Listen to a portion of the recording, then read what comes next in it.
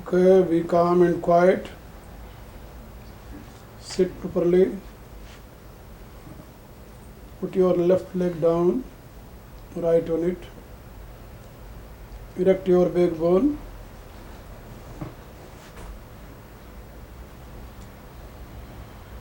Bring your chest ahead. Bend your neck little.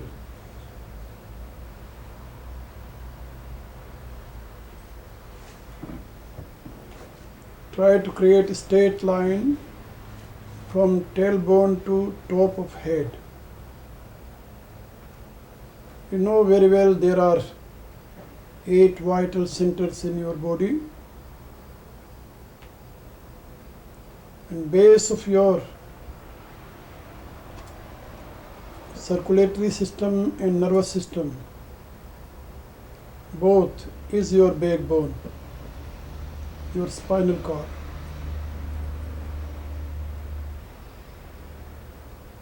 So if your spinal cord is straight, then your both system will work in the proper way. So be aware.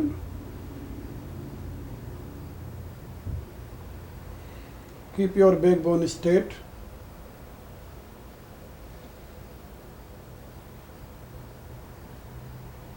Bend your neck little too.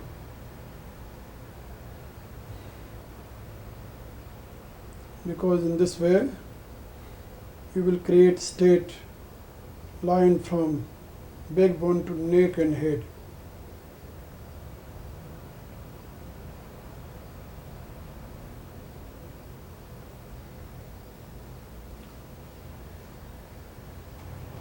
Relax your body. Be tensionless. Don't give pressure on any part of body. Body should be stable and movementless and tensionless too.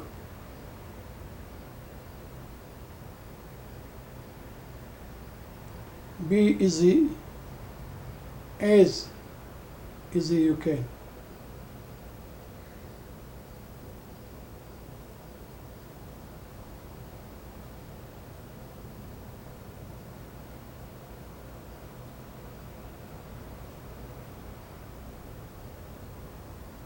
Now visualize endless space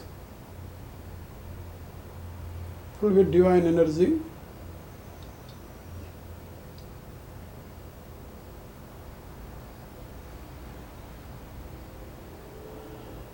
And visualize globe in the space, your body on the globe in the space too.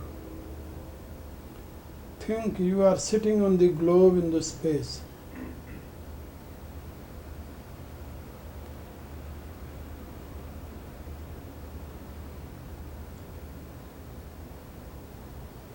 There is nothing surrounding your body, only space with divine energy, and energy is flooding surrounding your body,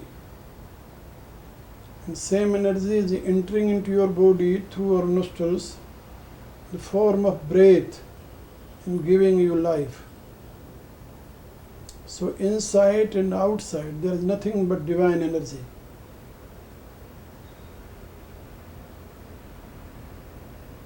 Is and put a pot into ocean,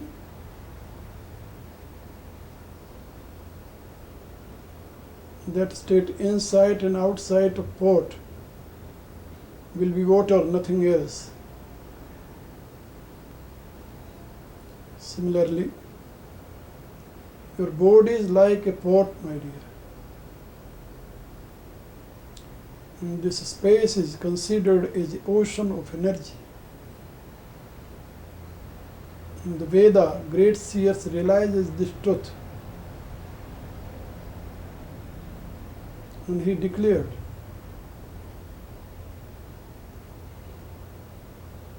that life is nothing but projection of divine energy. So be aware about this fact. Really, your entity is part and parcel of infinite energy, nothing else. So try to visualize this truth and pay your attention on your breath and see breath is coming from infinite source.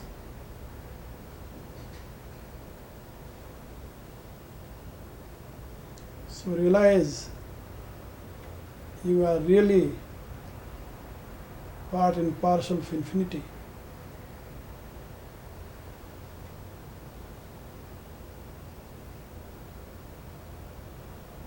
Nothing is individual.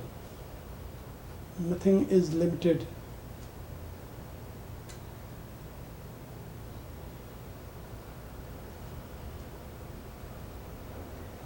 Only one unlimited, infinite energy. Pay your attention on your breath and watch your source of breath. Be aware inside and chant your mantra. Mantra has very great place in your practice, my dear. Repeat your mantra mentally. It will vibrate inside and create divine force and will make your mind pure and stable. Put your tongue on the palate.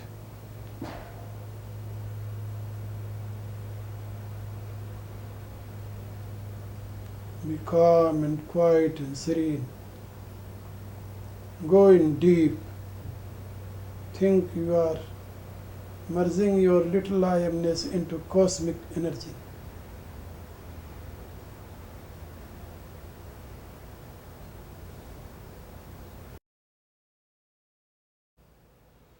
Om Bhurvuvasvaha Tatsaviturvarenyam Bhargo Devasya Dhimahi Dhiyo Yo Nah Prachodayat. Om Vishwanideva Savituradurita Parasava Yadabhadram Tannayasava. Om Yoho Vai Sri Ramachandra Hasa Bhagavan Advaita Paramanandatma Yat Parabrahma Bhurvuvasvaha Tasmai Vai Namo Namah. Om Krishnaya Vasudevaya Hare Paramatmane Pranatkaleshanashaya Govindaya Namo Namah. Om Vasudeva Sutam Devam Kanstyanurmardanam Devaki Parananam Krishnam Devi. Om Narayanam Namaskritya Naram Chaiva Narottamam Devim Saraswatim Vyasam Tato Jayamudire. Om Pranamya Shirsha Devam Marutam Karunakaram Karvami Gita Vyakhya Bhagavat Bhava Prakasha. Om Yasmin Sarvam Yato Sarvam Yah Sarvam Sarvatascha Yascha Sarvamayo Nityam Tasmai Sarvatmani Namah. Tasmai Sarvatmani Namah. Om Shanti Shanti Shanti Om.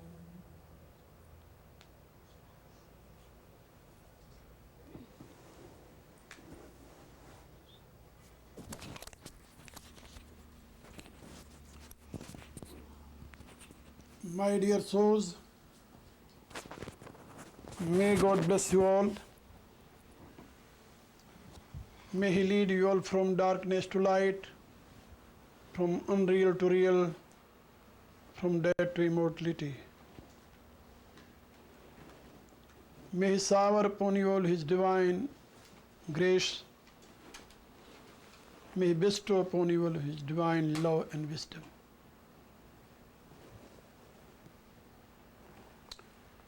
As you know, I am talking about basic principle of karma yoga.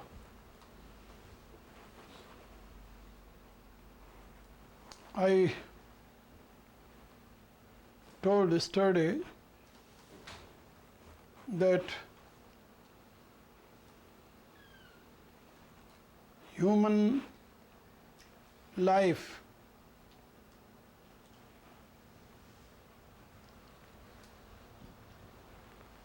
has all means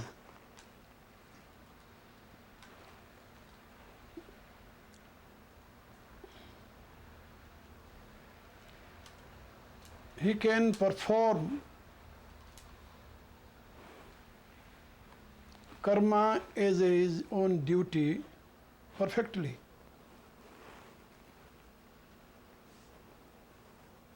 Other beings has no such kind of facilities. Due to that, they have no any duty to. Whatever other beings are doing, they are doing only due to their natural instinct. But they can't plan, they can't create any new thing, they can't make nature as their own tools. They are not tool maker. They can only fulfill their stomach by taking food and can drink and can produce progeny.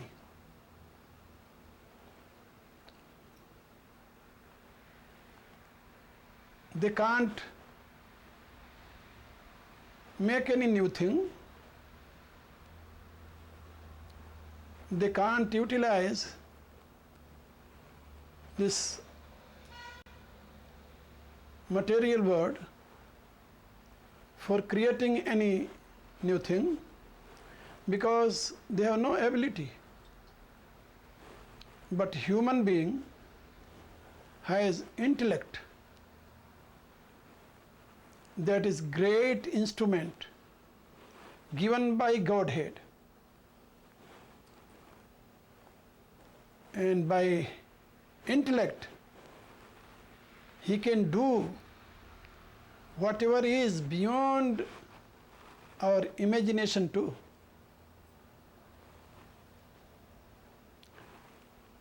When 100 years ago people were seeing bird flying in the space, I don't think that they thought that they will fly one day in the space too. But now, not only in the space, they fly up to moon too.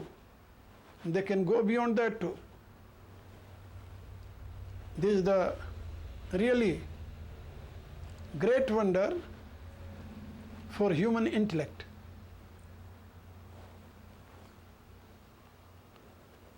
Human being is considered as a next to God, an image of God too.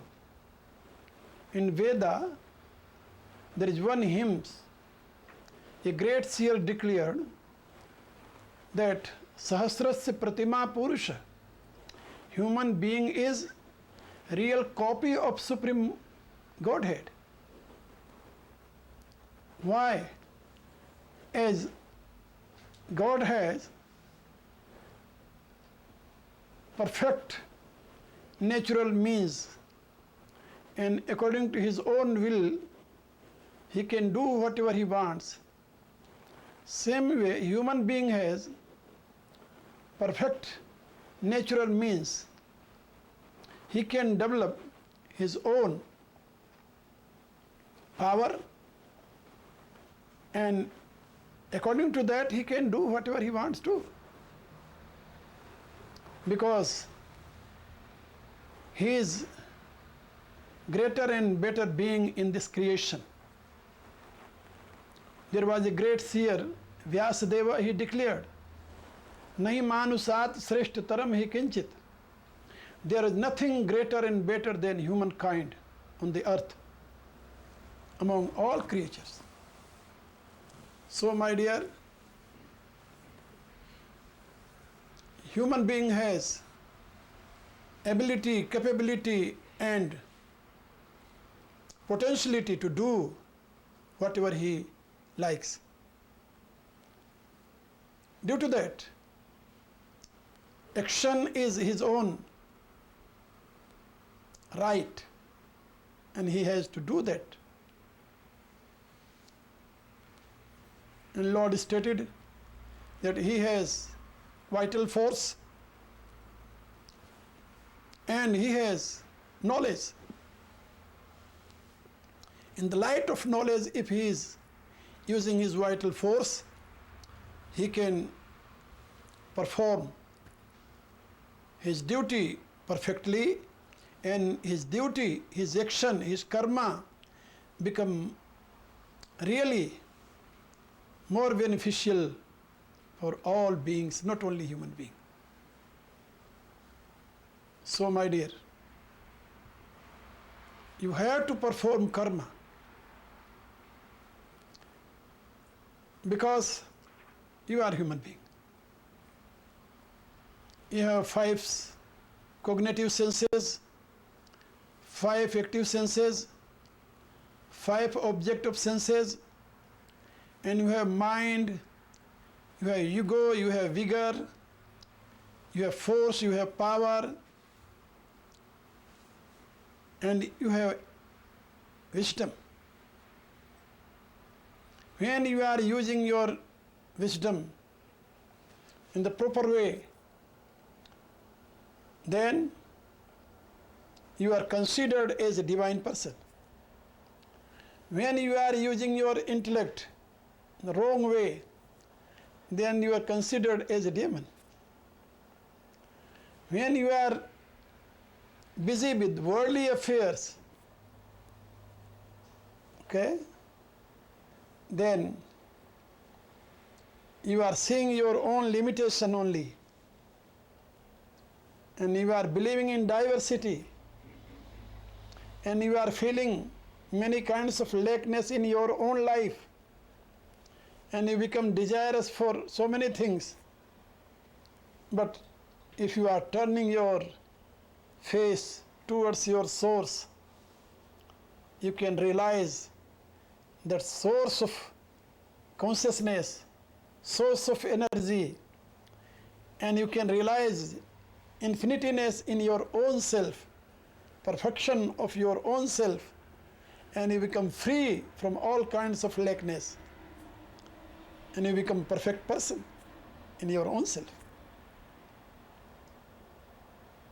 But be aware, when such state you will achieve, when you will turn your eyes inside from outside. So action is your destiny. You can't live without action. You have all means for action, and it was gifted by divine power. Due to that, Lord stated, Karmaineva adhikaraste te adhikara karmani eva vartate. It means you have a right to do karma. This is your right. You have to do. Not for your own self. If you are satisfied in any state, if you become desireless, you have no desire, no temptation, nothing for achieving anything, still we have to do karma. Why? For welfare of others. Your karma will help not only your own self, but all beings. Your pious karma will help a small creature too. Because you don't think that your karma is related with your own self, with your family, and with your society. No. All beings are being benefited by your karma. You see, a farmer is doing farming and producing grain or many kinds of other things, and you can see how many creatures are enjoying with that. And how many creatures are living on that without thinking, without paying heed. Okay? He is helping countless beings, countless creatures.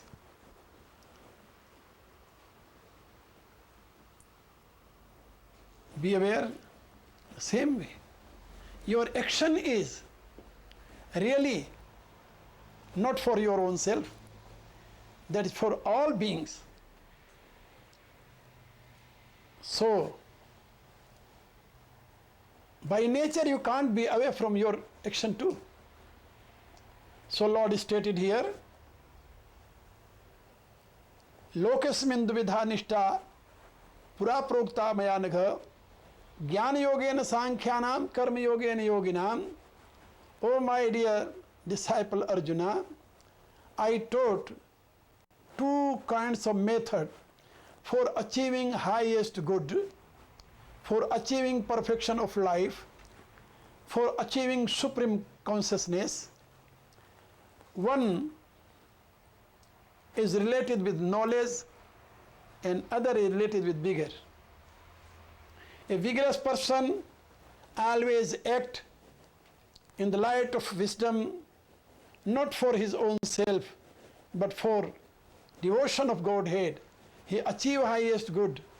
And a knowledgeful person always uses his knowledge.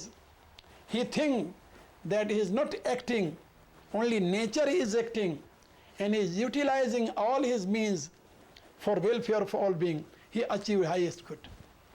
Both are achieving same destination, one through action and other through knowledge. But you don't think that those who are busy in action has no knowledge, or who is using his knowledge has no vigor? No. Everybody has knowledge and vigor. But some person is called intellectual and some person is called vigorous. So, when a vigorous person is using his intellect, he is called karma yogi. When a knowledgeful person is using his vigor, he is called jnana yogi. So, jnana yoga and karma yoga, both are means, Lord stated, for humankind, and among those, anybody can adopt one path and can achieve highest good. And further he taught, na karmana manarambha naiskarmam purusham asnute na cha sannasnat eva siddhim samadhigacchati. There is one state of consciousness, one state of consciousness that is called worklessness state. Okay? Where a person become above from his doership. He is feeling that he is not doing anything. Only natural attributes are acting according to their own mode. And he feel free from action, his own self. So that is called worklessness state. That is very high state in practice. Okay? When one reach on the level of samadhi, in that state, when one live always into higher consciousness, that state, when he is realizing always oneness with Godhead, that state is called state of worklessness. Because work or action is related with nature. Karya karan kartirtva hetu prakrichude. I told yesterday too. Karya means your body. This is called karya. Karya means affector. So your body is an effect of nature. Okay? Nature appeared in form of energy. Energy appeared into form of electron, proton, neutron, and these all elements appear into form of atom, and atom appear into form of metals, and metal appear into form of this body. So your body is nothing but bundle of atoms, very well. Okay? It means your body is projection of nature. So nature is moving always in the light of supreme consciousness. So movement is the nature of nature, and movement is called action. So action is the nature of nature. Where there is nature, there must be action. Okay? Nature can't exist without action, without movement. Okay? Because that is nature of nature. As a light is nature of sun, as a heat is nature of fire, movement is the nature of wind. The same way, action is the nature of nature. Nature can't live without action. So my dear, where there is nature, there must be action. If you want to stop it, your effort will be in vain. Because you can't stop nature, you can't control nature. You are not master of nature. Okay? You are part and parcel of nature.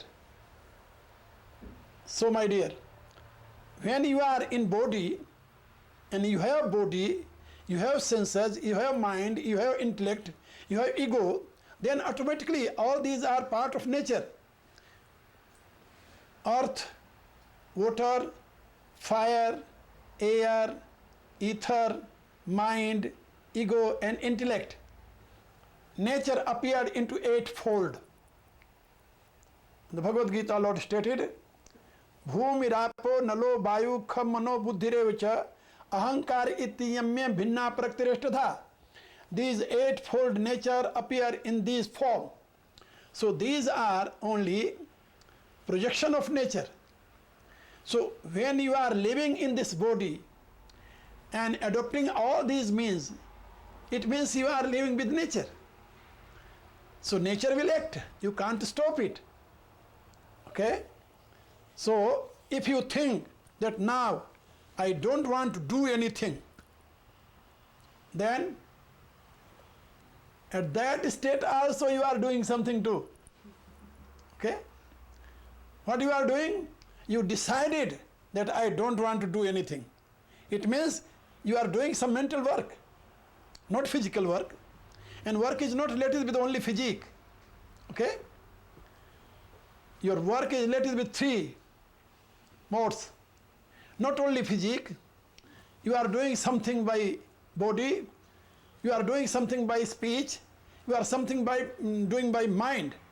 So you are doing mental work in that state. I don't want to do. Okay, I don't allow to do anything. My limbs will be stable. Okay. So you are acting inside, not outside. So that is kind of action too. Action is action. Either you are doing, external form, or you are doing internal form. And sometimes your internal action become more powerful and more dangerous than your external action too. Yeah. Sometimes your mental action becomes more dangerous than your physical action. So my dear, it is very hard to stop nature. Not hard, but impossible to stop nature. So here, Lord told that if you think that I am not going to do anything now, and by such kind of thinking, you can't achieve, that state of worklessness. Because worklessness is a state of supreme consciousness. Tasya kartaram aham api vidhi akartaram abhyam, Lord stated. Though in the light of my consciousness, my, light of my knowledge or my wisdom, this nature is doing everything. I am not doer. but I am light giver always. Though without light, nature can't do anything. But I am not responsible of any kinds of result of action. Why? Because result of action related with natural phenomena, related with qualities, related with attributes, not related with my own will. Because I am willingless. I don't want anything, but I act, Lord stated. When one will reach on that state, will be desireless.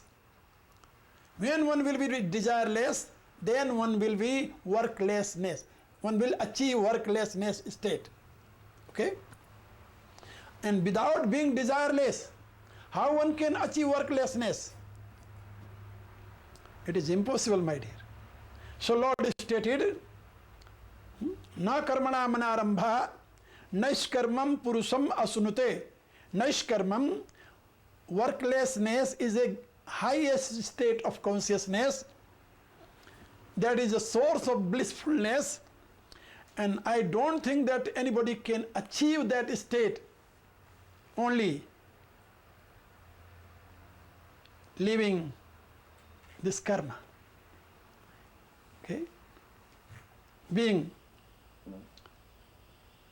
effortless. Because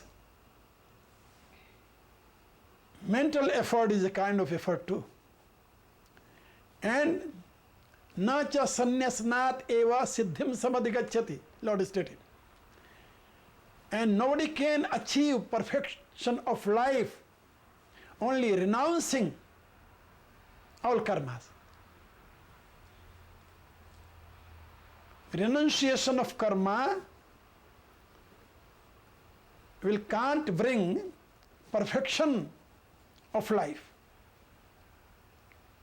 Because if you are renouncing your all karmas, then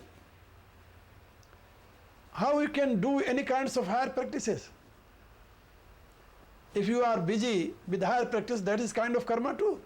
If you are meditating, that is kind of karma too. If you are sitting and chanting divine name, that is kind of karma too.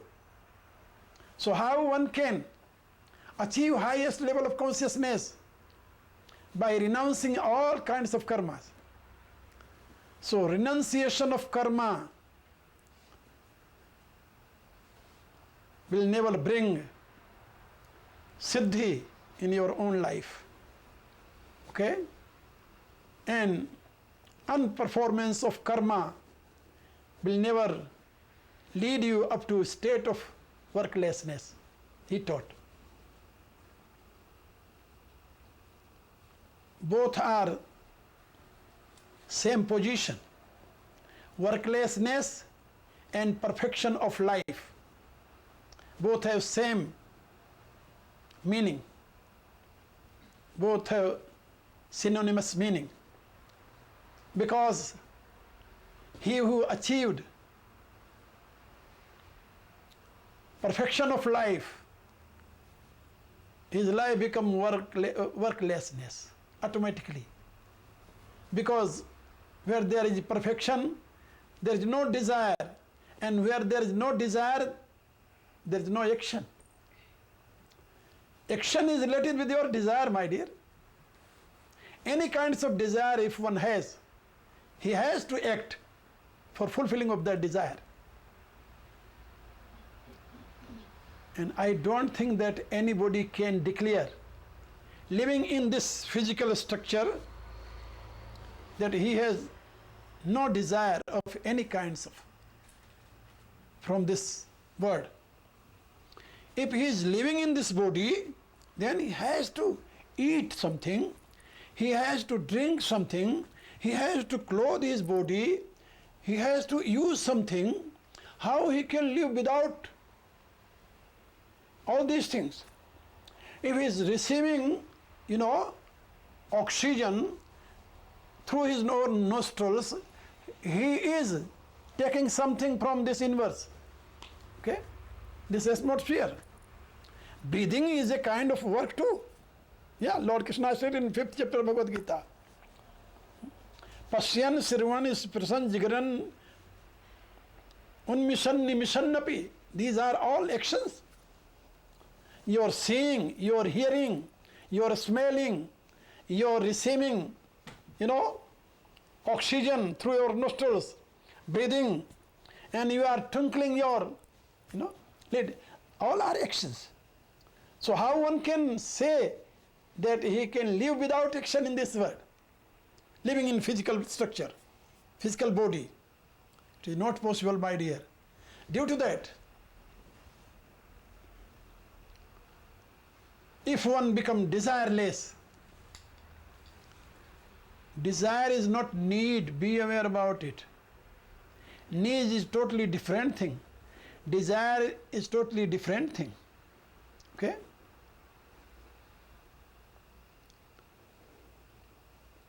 Need is not creating any kinds of hindrance on your practice, but desire is very dangerous. And desire will create not only many kinds of hindrances on your divine path. So desireless, if one will achieve that state, and being desireless, then he can be actionless too. So here Lord told that na karmanam anarambhat naishkarmam purusham asunute na cha sanyasnat eva siddhim samadhigacchati. The two states has same meaning, actionlessness and siddhi. Siddhi means perfection of life. Siddhi means perfection of life. Siddhi means emancipation. Okay? And one who become emancipated from all kinds of limitations, all kinds of attachment, all kinds of desires, he is perfect person. He is called Siddha. Siddha doesn't mean that those who are showing some miracles, they are not Siddha. According to Vedanta, according to Sankhya and Yoga, according to Bhagavad Gita, those people are not called Siddhas who are performing some miracles and showing among people. Siddha means has no desire, has no lackness, has no ignorance, has no fear. It's called Siddha. Fearlessness is the highest state. When one becomes free from fear of death, it means he achieved immortality. He is Siddha. Nowadays there are so-called Siddhas. Okay, so-called Siddhas. They are showing some miracles, and you will surprise that some gunman is living always with them because they are scared from death. They are feeling anybody will come and kill me. So keeping gunmen always with them. And they declare, I am God and I am Siddha. Okay? But such kind of people are not Siddha. They are only miraculous people. They can show some miracles, by their own trick. Okay. So I am telling you that perfection of life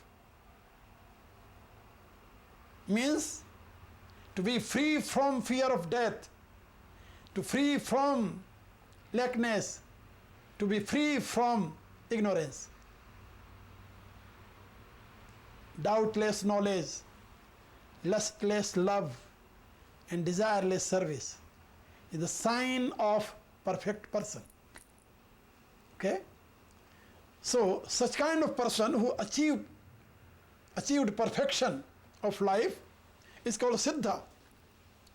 And he who achieved perfection of life has no desire.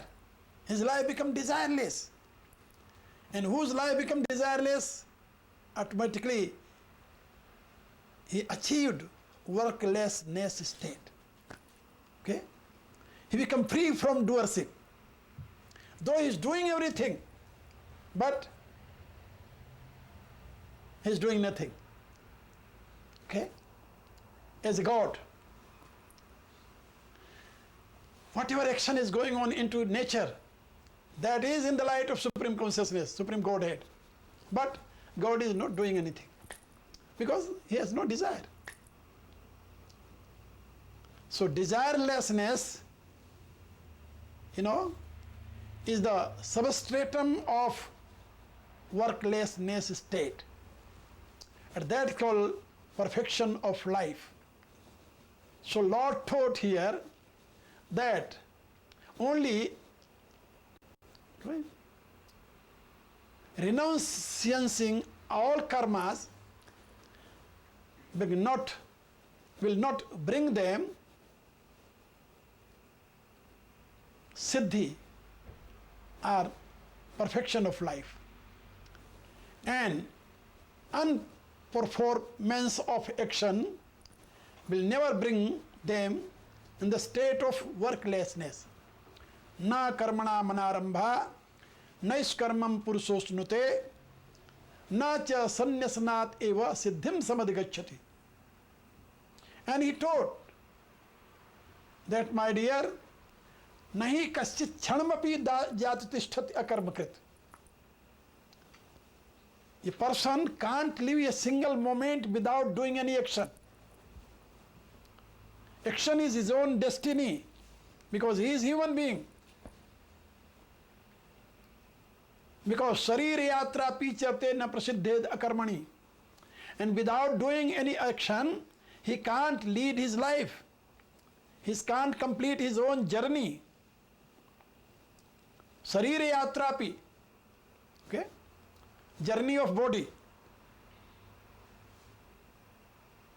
As I told you, he has to eat, he has to drink, he has to clothe, he has to sleep, he has to wake, he has to behave. It is impossible to be free from karma. So karma is your own destiny, my dear. And karma is not creating any kind of hindrance. Some people told that karma is the cause of bondage. But Lord Krishna stated, no, karma never be cause of bondage. Only attachment with the fruit of karma become root cause of bondage. Okay? Not karma. Then what is the cause of bondage? Attachment in the fruit of karma. Result of karma.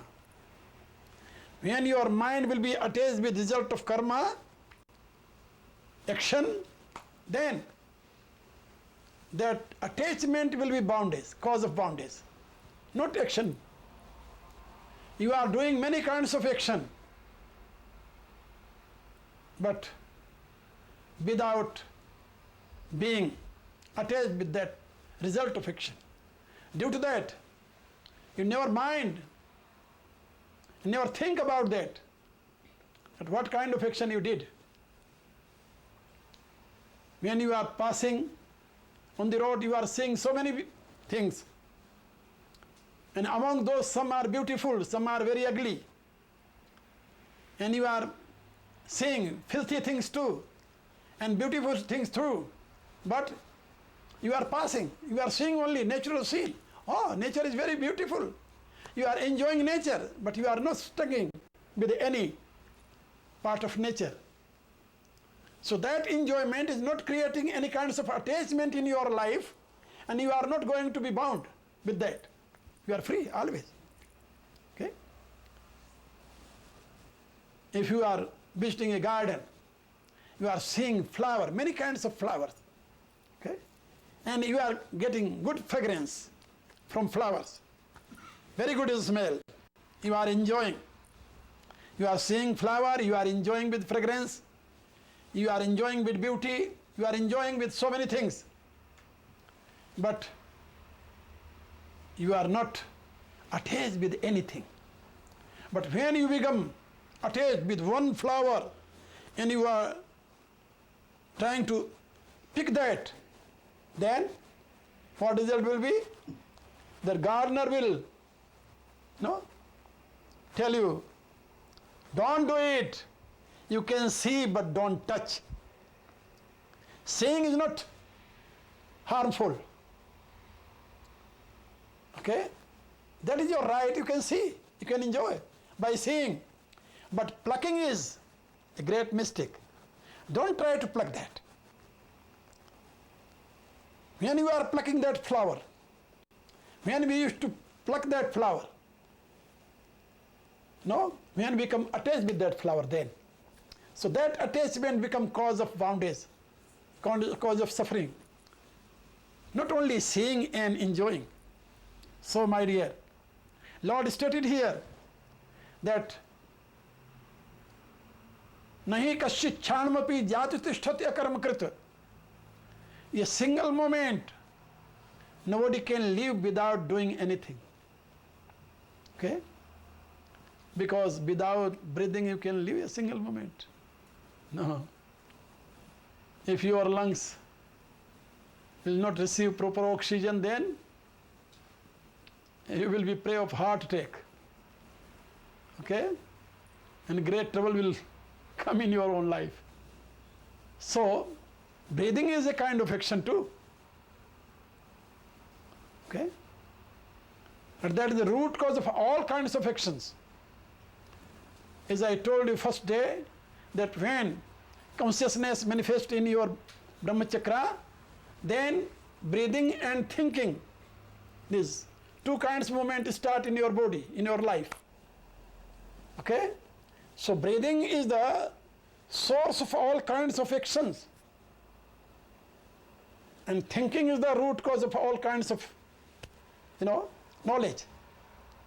So my dear, nobody can lead his life without action, a single moment. Lord stated, nahi kaschit chhanamapi. Chhan means one single moment. Jat tishtati akarmakrit. Can live without action. Sarira yatra pichate na prasiddhed akarmani. Because without doing any action, nobody can lead this life.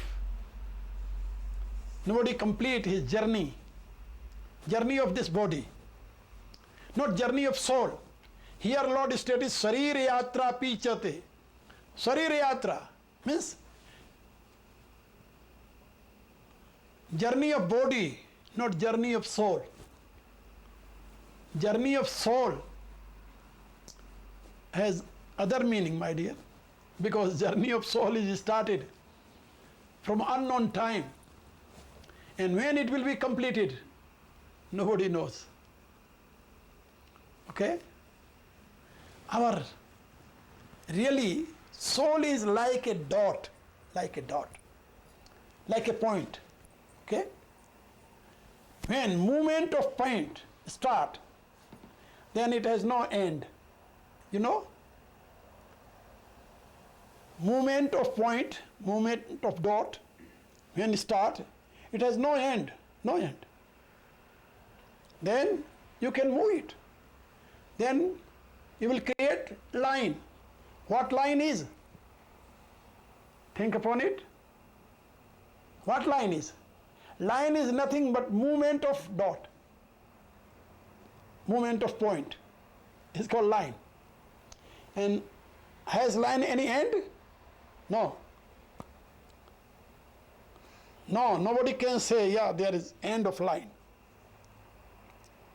But I will tell you, that line has its own end.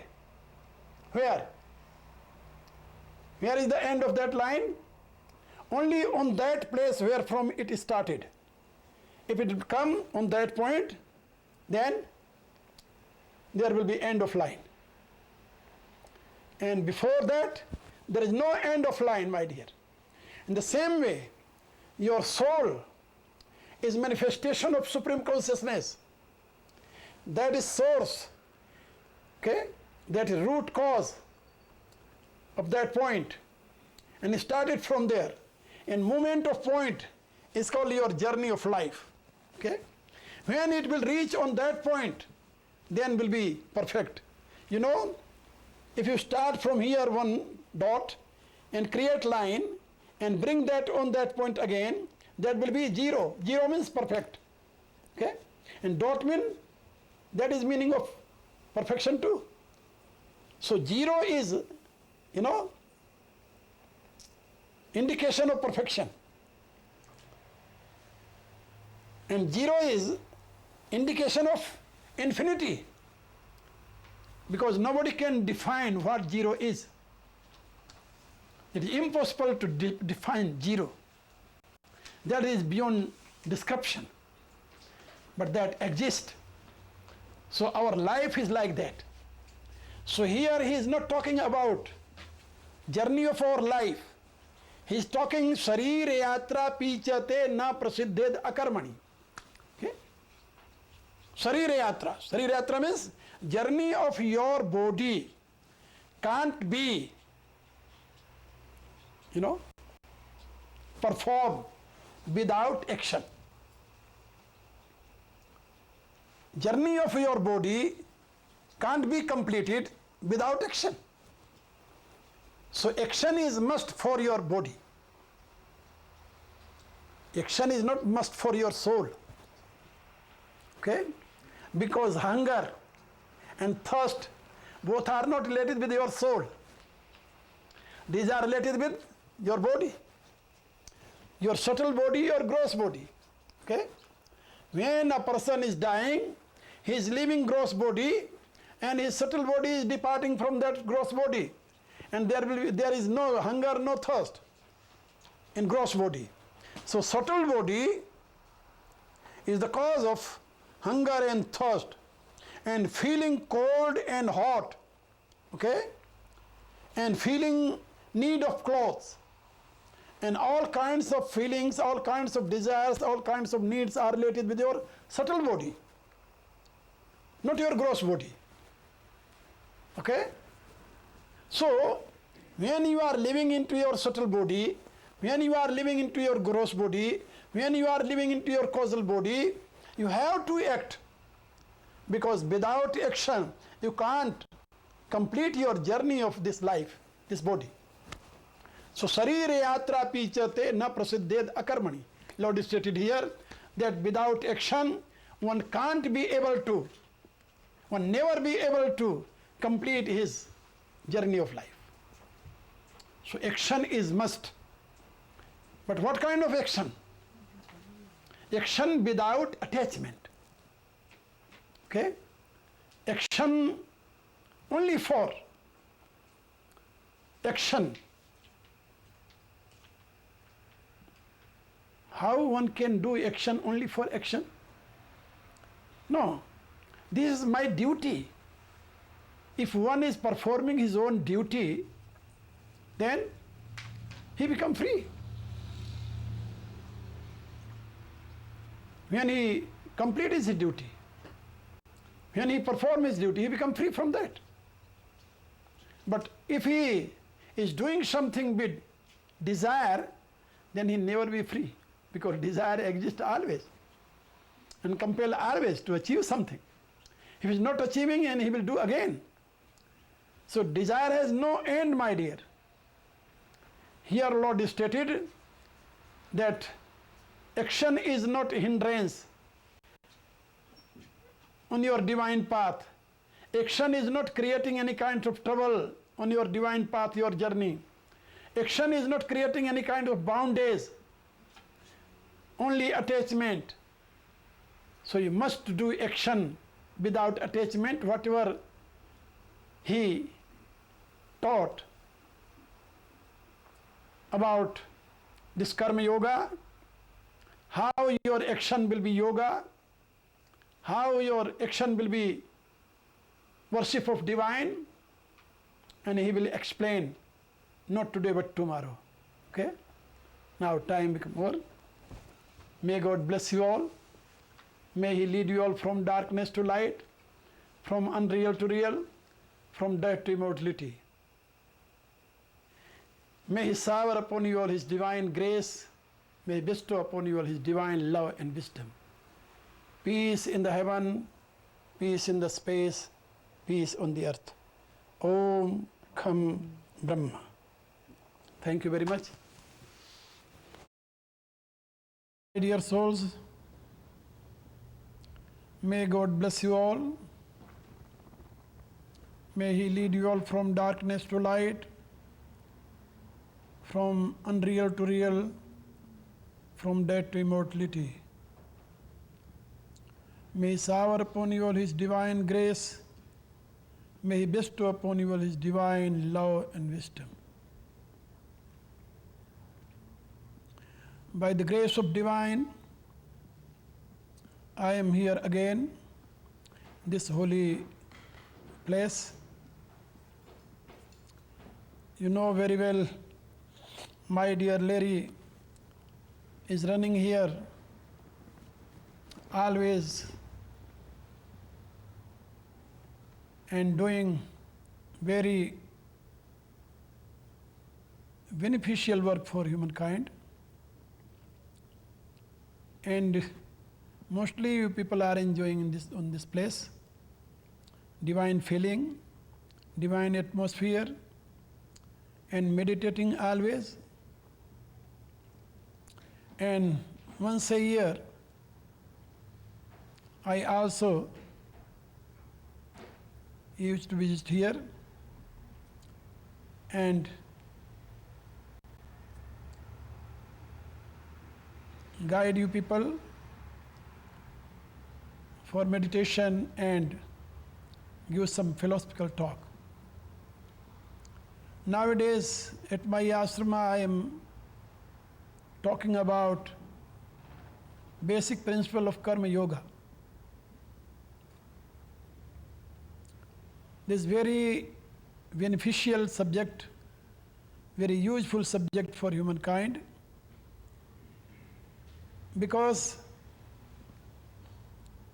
we are human beings. We are really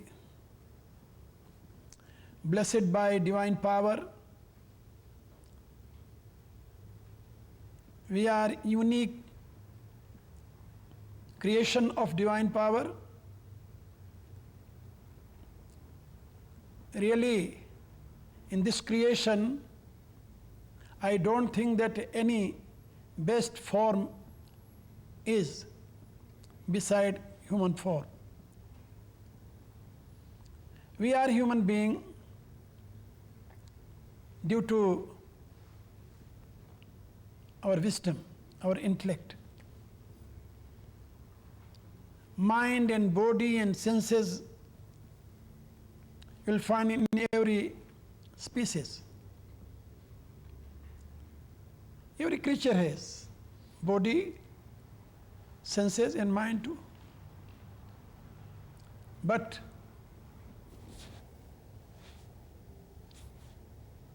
this great gift was given by Godhead only for humankind. That's called reasoning or intellect. So due to intellect we are human beings.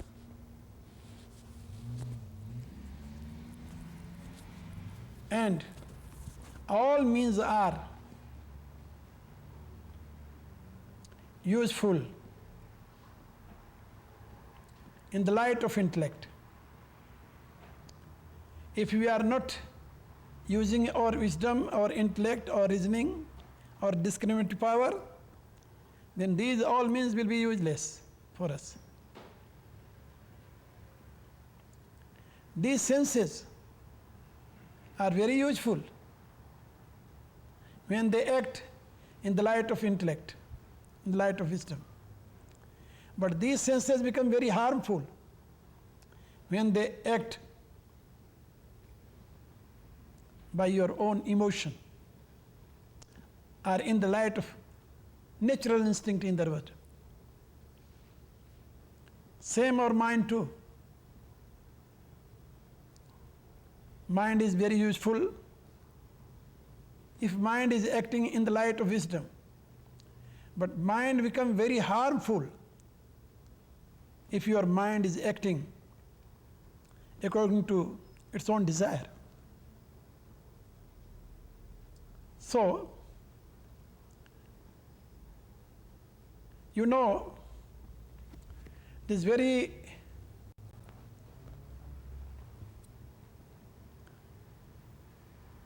critical position of humankind. He can't live a single moment without performing action. And action become cause of bondage.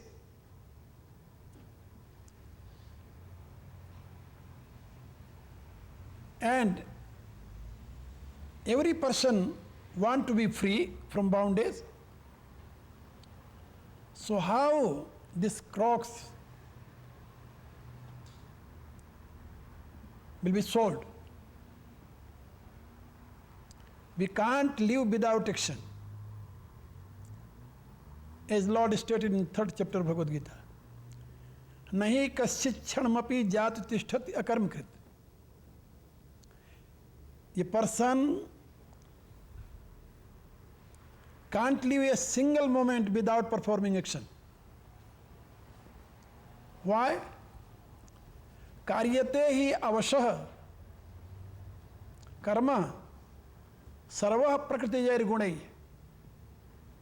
Because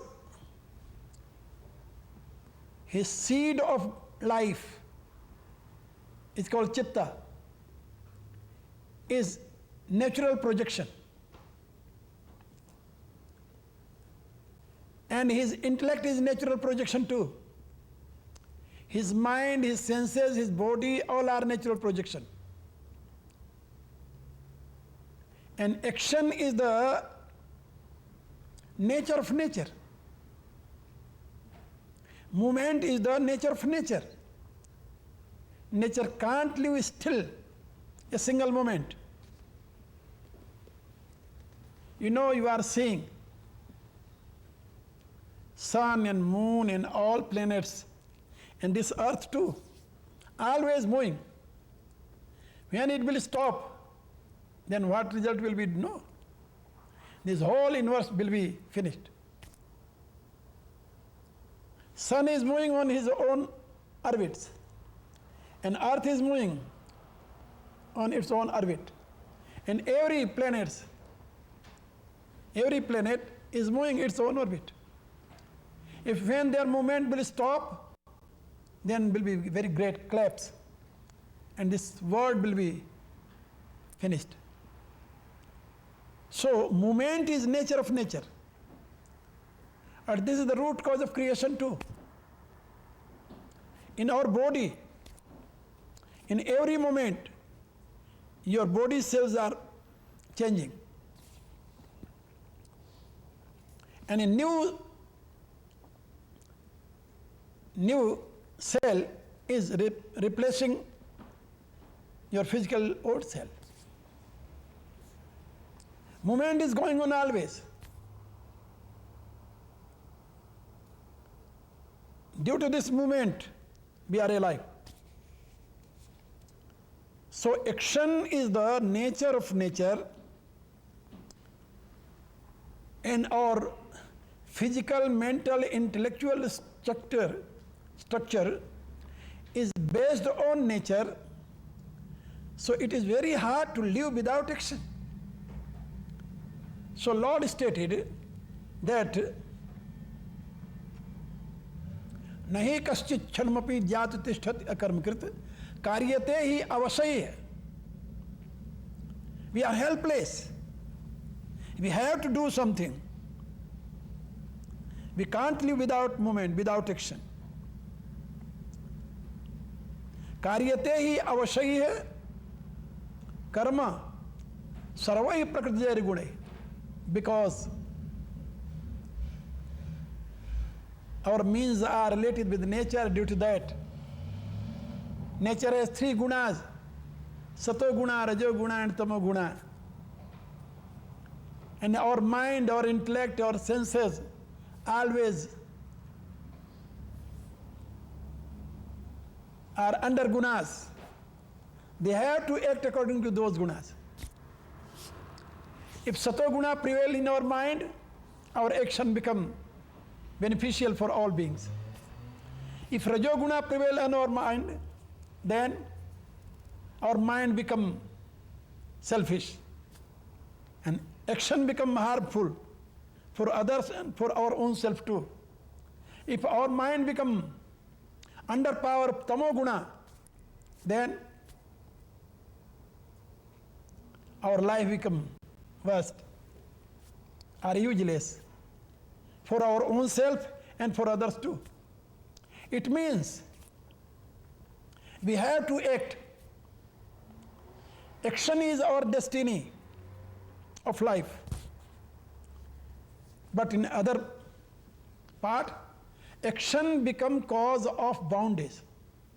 Karmana baddhate jantu. It means, according to one Upanishad, karmana baddhate jantu. It means being become bound due to action. So action become cause of bondage, and without action we can't live a single moment. Then what is the way? How we can be free from this bondage? Doing action. This is a great question, my dear. And Gita stand only for solving this crux. There is only one treatise that is called Bhagavad Gita, who is teaching people that doing action you can be free. You can achieve highest good. You can achieve emancipation. You can achieve perfection of life. You can be free from free boundaries of nature. Because Gita analyzes always that be aware what is the cause of bondage. Action are that is the result of action. Because action is not cause in itself. You know very well. Action is not cause in itself. That is effect of our desire. So what is the cause of action? If nature is the cause of action, that can't be cause of bondage. Okay? If nature is cause of action, that can't be cause of bondage. Because blind nature can't bind you. You are pure consciousness. How this insentient nature can be cause of bondage of sentient being? You can think about it. This house can bound you? No, it is impossible. This chair can bound me? No, how it can be? This, lifeless. In other words, the jadha, innate. How innate thing can be cause of boundaries of living being? Our body can be cause of boundaries? No. Then what is the cause of boundaries? Lord Krishna stated here that must pay your attention, pay your heed, and try to inquire what is the cause of boundaries, and try to root out that cause. Nature can't be cause of boundaries. No. Nature can be cause of action, but can't be cause of boundaries. What is the cause of boundaries? He told, attachment with object of senses. Okay? Senses are cause of boundaries? Bole no. Mind is cause of boundaries? No. Then attachment only with object of senses become cause of boundaries. Then an attachment is the result of your own ignorance, nothing else. Due to delusion, okay, you become attached with one object If you will analyze that object, automatically your attachment will finish. As one person is too attached with gold. If you will analyze, what will you do with gold? Nothing. If you are hungry, can you eat gold? No. If you are thirsty, you can drink gold? No. Then, if you are feeling cold, can you cover your body with gold? No. Then, what kind of purpose will fulfill that gold? Is useful for you? No. There is very good story in our ancient book. There was a great yogi. He established a sect of yoga. His name was Matsyendranath. Very great yogi. And once he was, moving in the street and begging alms. And one greedy man came to him. He requested him, "Sir, I am very poor." Then, "I am very poor, sir. I have no food. I can't provide food for our children too. So please, give me your blessing, and by your blessing, I believe I will be free from this poverty." That great yogi closed his eyes and he saw he is not poor man, he is greedy man. And he is visiting me. And he smiled. "Okay, my boy, what do you want?" "Sir, give me a boon. I want gold." He replied, "Okay, go, I am giving you boon. Whatever you will touch, that will be gold." He became very happy. That great yogi gave me boon. Whatever I will touch, that will be gold. And he came at his home, and he called his wife. His wife came out from house and asked, "What is? You are very happy?" "Yeah, great yogi gave me boon. Whatever I will touch, that will be gold." "Okay. And then you can try first.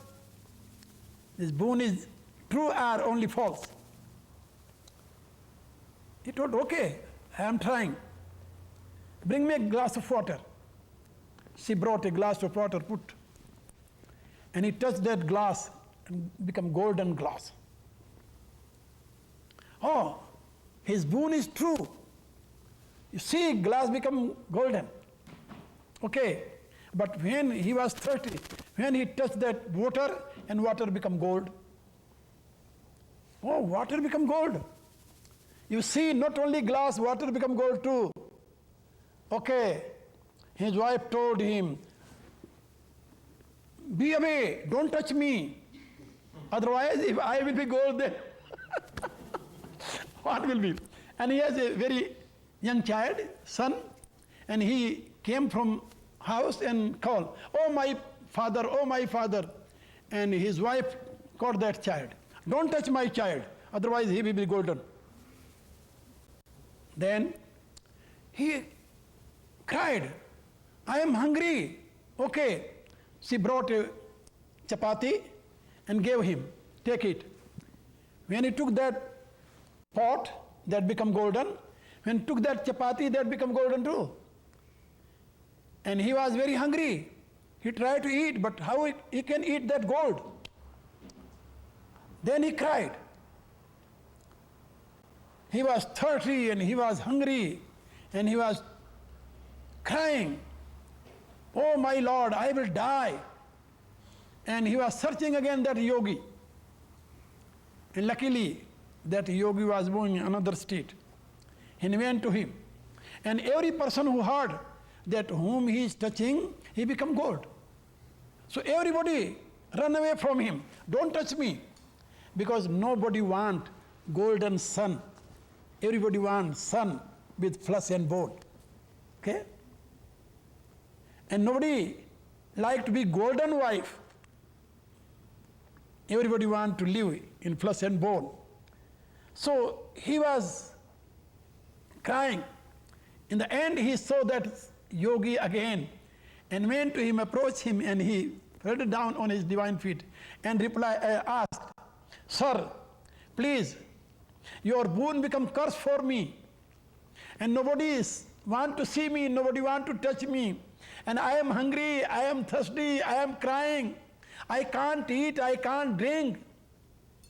Lord, then great yogi smiled. What do you want now? Sir, please you should return your boon. I don't want your boon. I want to be, So my dear, whatever is very precious for you, if you will analyze, you will find out that it's no meaning for your own life. You are greedy only. You are hungry only. You are thirsty only. For those things, whatever is useless for you. And you become too attached with those things. Okay? Whatever is useful, you can use easily. That can't be cause of bondage. There are many kings in India. A great king. They were emperor too. Ruling whole India. But they were free. They were great philosopher, they were great yogi. Is a King Janaka. And Lord himself, Lord Krishna himself, and his dear disciple Arjuna's brother, Yudhishthira, he ruled 36 years on India. He was emperor of India. But he was a totally detached person. Has no attachment with anything. So, you can live in this world, you can perform your duty, you can use everything, whatever is useful, without attachment, you can enjoy your life. Attachment is the cause of bondage. Not thing is the cause of bondage. Okay? You know very well that you are utilizing so many things, but you are not attached with those things. Because you think, you are aware about that these things are not belonging to you. Okay? Those people who are living in rented house, okay, they are enjoying that house, in that house. Every kind of facilities they are enjoying, but they are not attached with that house. Because they are aware that that house is not belonging to them. So they never feel ownership. Okay? They are detached due to that. If you feel ownership with anything, ownership, with any material thing, with any living thing, living being too, then you will be too attached with that. And if you will think that everything is only projection of divine nature, okay, and every person is manifestation of divine being, automatically you will be detached. Your attachment will finish, because automatically your ownership will finish too. You will realize that you are not owner of that anything. Okay?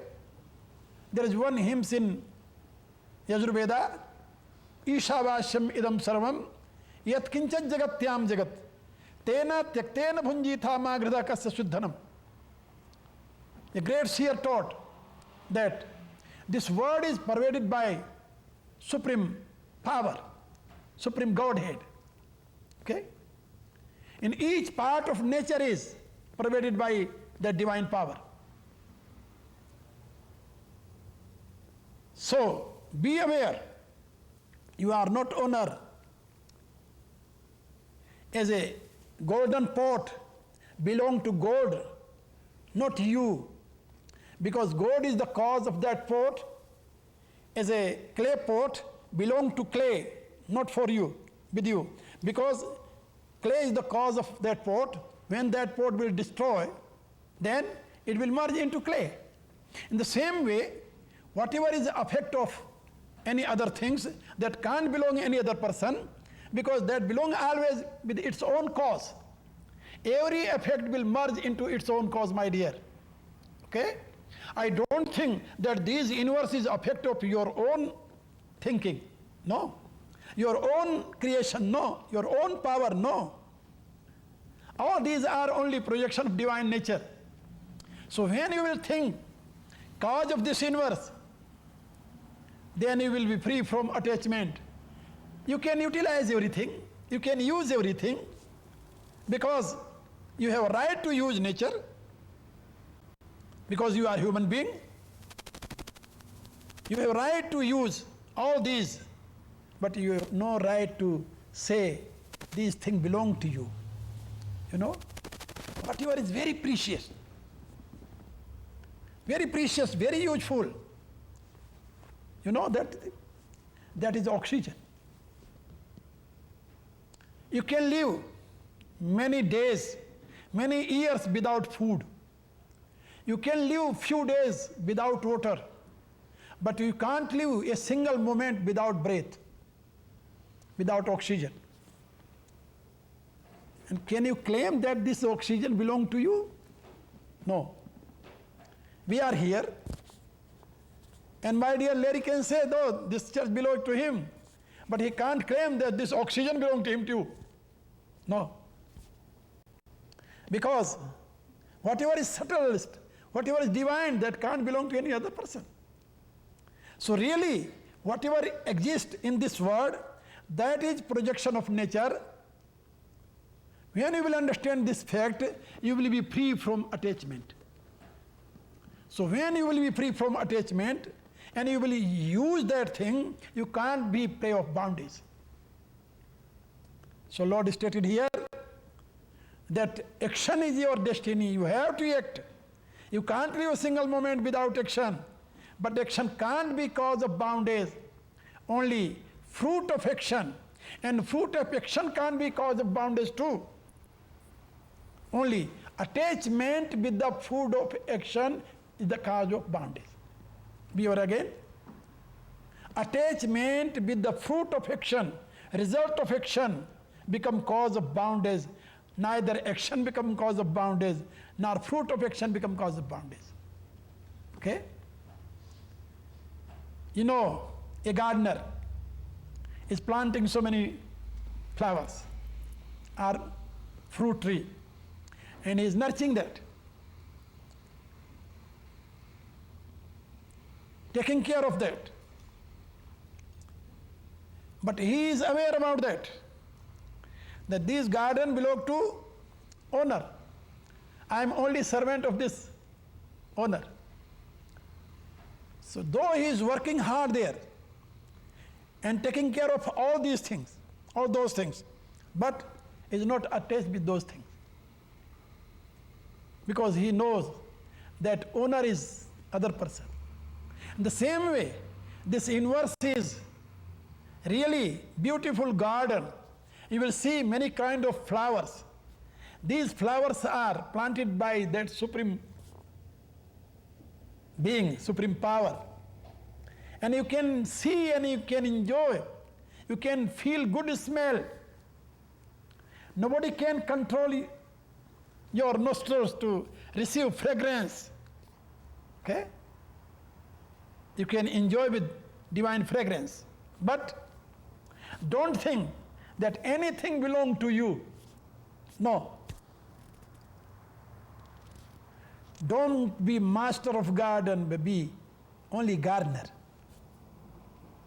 So when you will feel in this way, then you will be free from boundness. So Lord stated here that nahi kaschit chadmapi jat tishtat karmakrit karyate hi avasayya karma sarvahi prakritijair gunaiya. Due to that, be aware about one thing. He told that karma indriyani sanyamya ya aste manasa smaran. There are two kinds of people. Okay? One is controlling their senses, active senses, and their cognitive senses too, closing their eyes in this way. Okay? But they are thinking about beauty, closing their ears, but thinking about melodious song, controlling their tongue, but thinking about delicious food. It means they are controlling their senses, but they are thinking always object of senses. It means their mind is busy with object of senses. They are controlling their senses, holding their senses. And Lord told, Karmendriyani sanyamya ya aste manasasmaran indriyarthan. Those who are controlling their senses, but always thinking about object of senses, they are really deluded people. Indriyarthan bimudhatma. And such kind of people are deluded people. And their effort is in vain. Mithyachara sauchyate. They are really hypocrites. They are really not saint. They are not controller. They are not really great men. They are hypocrites. They are showing that they are detached. If their mind is attached with those things, how they can be detached? There are two kinds of people. Okay? One kind of people are controlling their senses and thinking about object of senses. It means mentally they are attached with those senses, object of senses. And other kind of people, they are using their senses, but they are detached with senses, object of senses. So those people who are detached with object of senses and using their senses, okay, really they are great men. But those people who are controlling their senses, okay, crushing their senses, but thinking about object of senses, they are hypocrites. They are not great men. They are mean people. Really they are not karma yogi. They are karma bhogi. Because be aware, you are there where your mind exists. You are not there where there is your body. Okay? Some people are sitting very holy place, but their mind, silly mind, is always thinking about object of senses, sensual enjoyment, and so many other kind of things. Really they are not sitting on the holy place. Okay? Because where their mind exists, they are there. Not where their body exists, they are there. Okay? Be aware about this fact. Lord stated that you are human being, you are great being, you are unique being, not due to body, but due to intellect. Your greatness is residing into intellect, not into body. So if you are detached with your mind, with your intellect, and you are using your senses as an instrument, okay, you can use it. You can't be bounded. You will be free. These senses can't be able to bound you. Indriyanam hi charatam yanmanon vidhiyate tadasya hartim pragyam vayurnamyam vashi. He told, Lord told that your senses are always moving in the world. Okay? But your mind become one with one sense. With which sense your mind goes, always that become cause of your bondage. If your mind is not related with your senses, you are detached with the object of senses, then there is no bondage. You know, not only 1 and 2, millions of people in India leading such kind of life. There are no place, no room, no roof, their own. They are sannyasi. Nothing belongs to them. But they are really wise men, a great seer, great sannyasi, great yogi. Because where they are living, that place, not belong to them. Doesn't belong to them.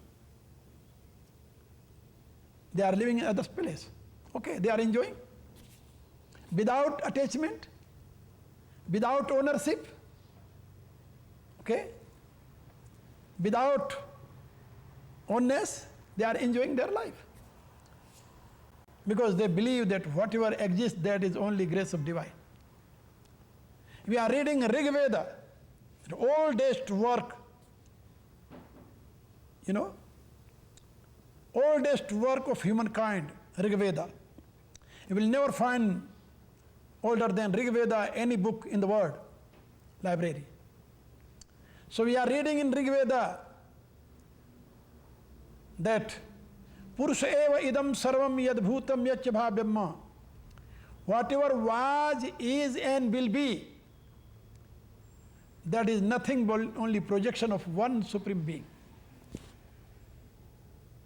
Nothing belongs to any person, belong to him. Okay?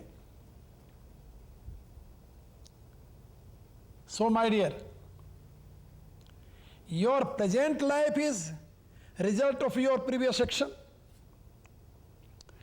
And whatever you want to be, you can be by action too.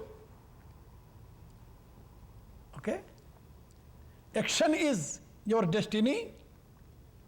But when you will perform action without attachment, then you will achieve highest good, perfection of life. But if you will do same action with attachment, then you will gain little, and misery and pain and little pleasure will be your own destiny. So Lord stated here that those people who are controlling their senses, karmani indriyani sanyamya, ya aste manasasmaran, but thinking always object of senses with their mind, indriyarthan, vimudhatma, they are deluded people. Really they are high pro, because they are feeling, their mind is not free from that attachment. They are hypocrite. So be aware, there is one teaching, manasekam, vachasekam, karmani ekam mahatmana. If you want to be great, whatever you are thinking, whatever you are saying, what you are doing, your action, your speech, your mind will be one. Okay? Manasanyat, vachasanyat, karmananyat duratmana. But be aware, whose mind is thinking other thing, talking something else, and acting something else, other way, he is not a great man. He is really a wicked person. So be aware, try to follow this divine advice, and you will solve this crux of life, this problem of life. Having done all kinds of action, you will be free. If you will use your wisdom, then be aware.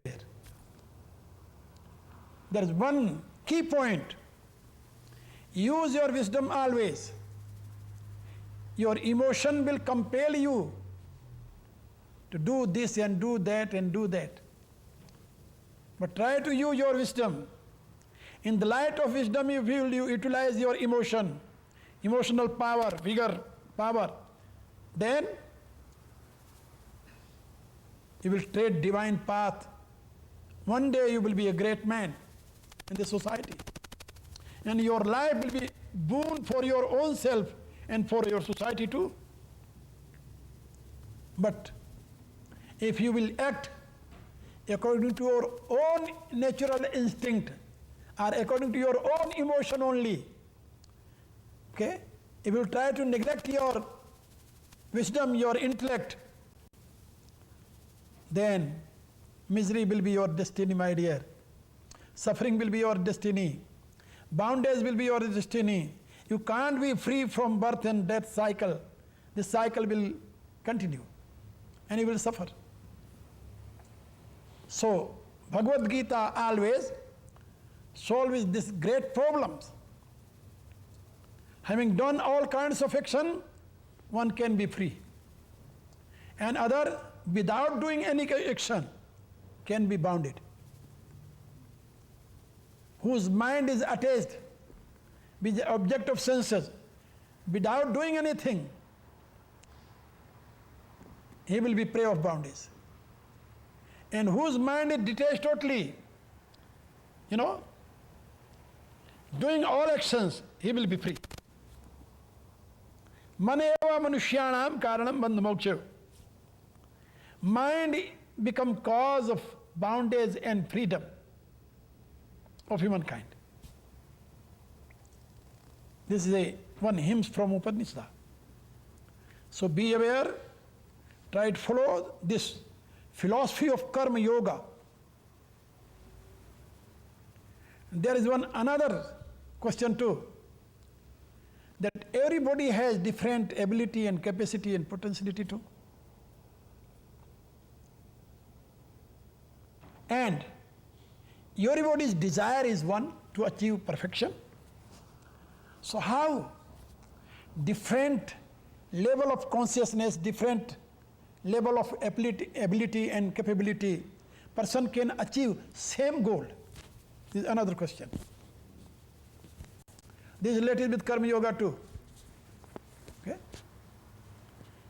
Everybody has no same mind, same intellect, same physical strength, same physical power. No, it is impossible. And I don't think that any time was and any time will come when all human beings will achieve same ability and same state of consciousness, same state of mind, same state of intellect. No, it is impossible. If their ability will be different, their capability will be different, then how they will fulfill same desire? Everybody has same desire of perfection of life. 3 kinds of feeling you will find in every human heart. Everybody wants to be free from fear of death. Everybody wants to be free from lackness.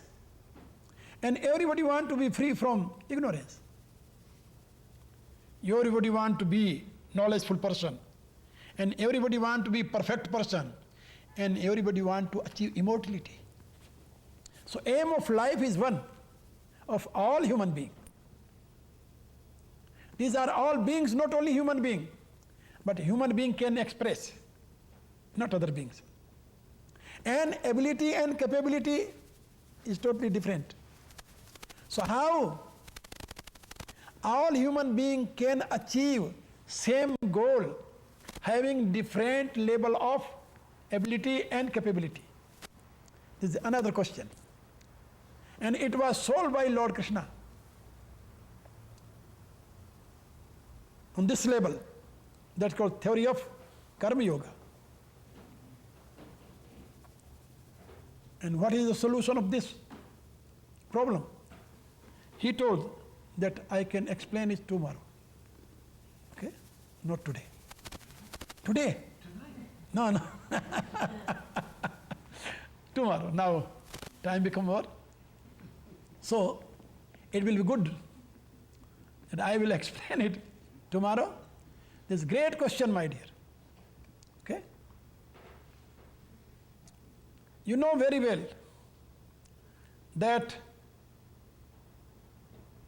in one family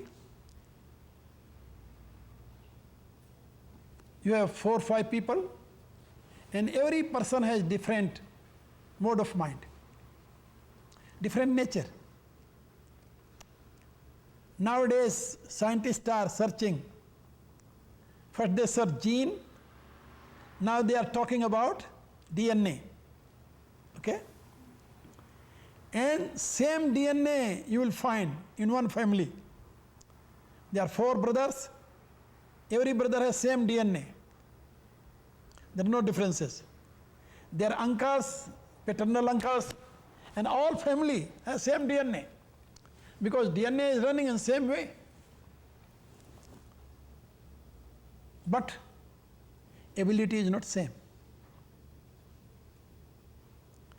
Their ability and their strength, their capability of body and mind and intellect is not same.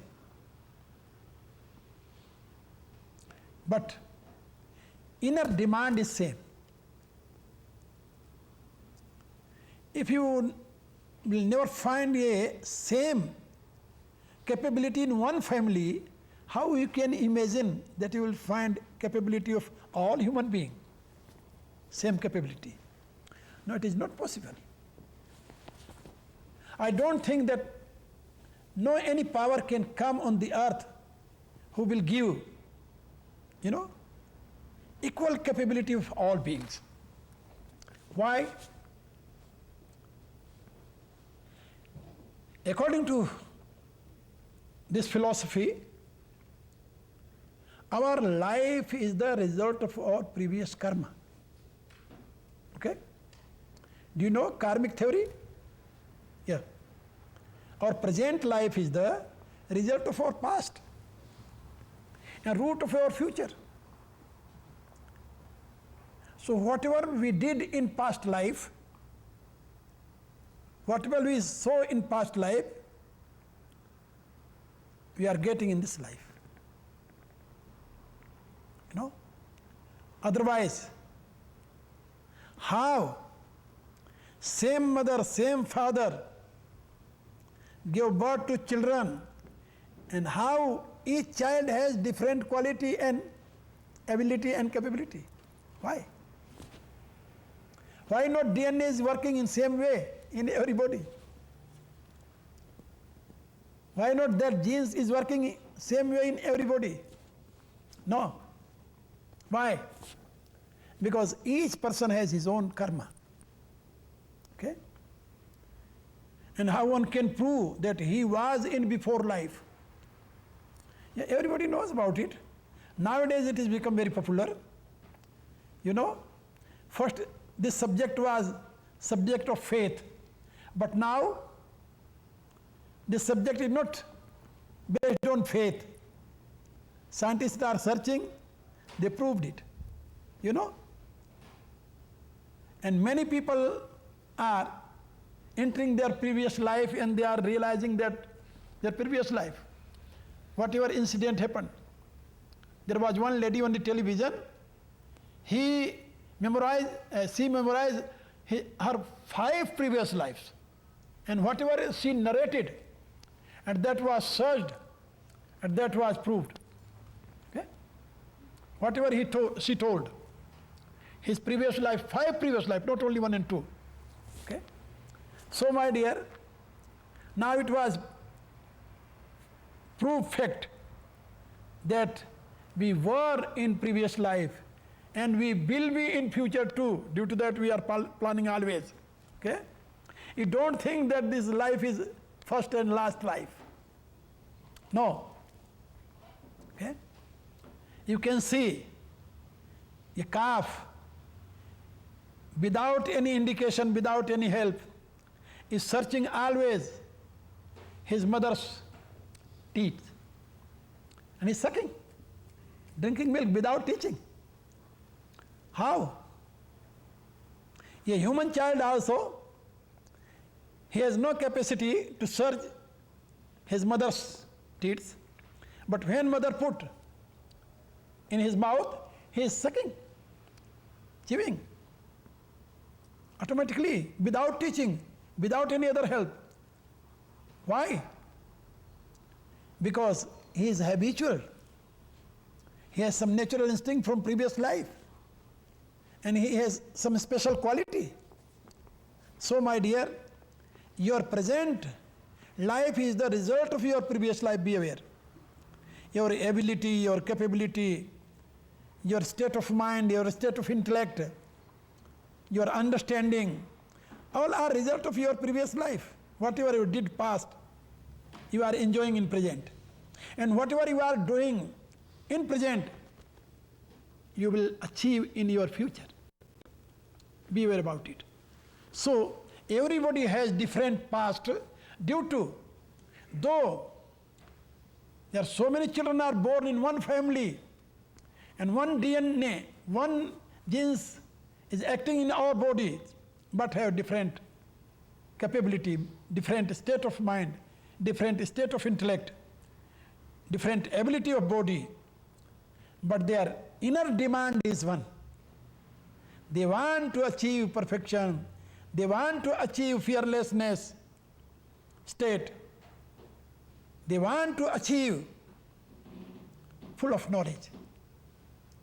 Due to that, Veda indicated Tamaso ma jyotirgamay, mritur ma amritam gamay, asto ma sadgamay, mritur ma amritam gamay. The three words. I always giving my blessing, for my audience, that may God bless you all. May He lead you all from darkness to light, from unreal to real, from death to immortality. May He shower upon you all His divine grace. May He bestow upon you all His divine love and wisdom. Om, peace in the heaven, peace in the space, peace on the earth. Om Kham Brahma.